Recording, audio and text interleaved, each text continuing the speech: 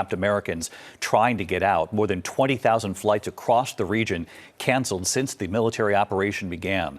Tonight, authorities now say some Americans are now trying to drive through all of this to other countries to try to get out. Here's our chief international correspondent, James Longman, from Iraq. Tonight, the U.S. is scrambling to mobilize military aircraft for Americans stranded in the Middle East as Iranian drones and missiles crisscross the region. Commercial airspace in one of the busiest corridors in the world has ground to a halt. More than 20,000 flights have been cancelled since the conflict began. Thousands of citizens spread out across 14 countries, pleading for help. My fourth day of being stuck in the hotel. I'm so, ready to go home, y'all. I am mentally exhausted. So basically the way the days look is we are constantly running multitudes of scenarios. Panicked passengers stuck on cruise ships, more sheltering in place in hotel rooms. Our Marcus Moore is in Doha and met Ryan Blackman from Texas, who's hoping to get home to his wife and 3 kids. I have hopes that every day is going to be the last day, that I'll be here and ultimately get to go back home. Some are making the dangerous drive to other countries just to get out. We are passing the border to get out of Kuwait, finally. There's hundreds of thousands of US citizens living in the Middle East, and with weeks of military buildup, there are now questions about an apparent lack of planning. The State Department says they are actively securing planes and chartering flights, urging citizens to call this hotline for immediate assistance. A recorded message saying, "The U.S. is committed to helping U.S. citizens who want to leave the region to do so," and asking callers to stay on the line. Some flights are taking off, with airstrikes around them. This one leaving Beirut amid the smoke from an Israeli airstrike. The race to get out comes as the war expands on multiple fronts. Israeli forces are already targeting Hezbollah, an Iranian-backed proxy in Lebanon.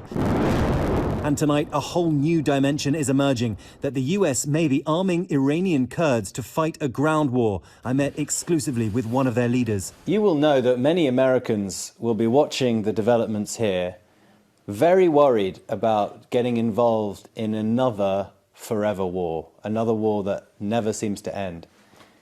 What would you say to Americans watching now, worried that their government is getting involved? I think the USA owes the Iranian people a country, he says.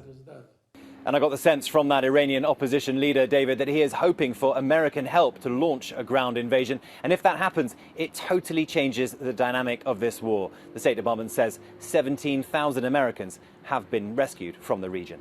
David. Watching this tonight on multiple fronts, James Longman in Iraq for us. James, thank you. Tonight we are learning more about the American service members who've been killed in this war. The Army reservists killed in an Iranian attack on Kuwait. Among them, 20-year-old Sergeant Declan Cody. His sister right here tonight describing the moment she heard the doorbell ring. Martha Raddatz also in the region tonight. Tonight, we are learning more about the first American soldiers who were killed in that Iranian drone strike in Kuwait.